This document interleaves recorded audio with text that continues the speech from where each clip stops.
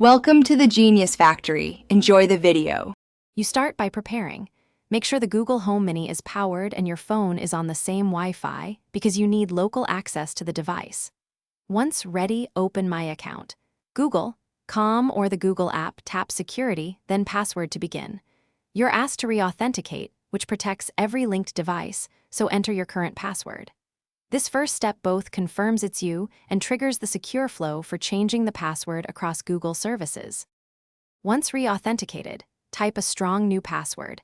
Aim for length and unpredictability because your Google password controls the Home Mini and all linked services.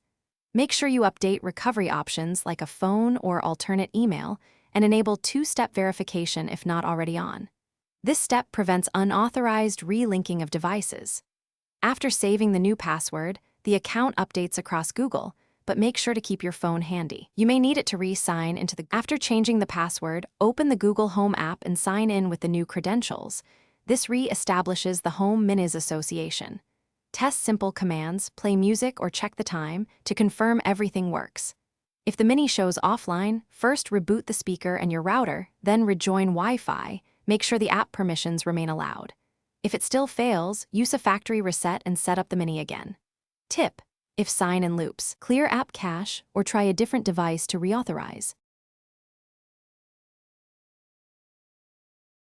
Thanks for watching. If you found this helpful, don't forget to like and subscribe.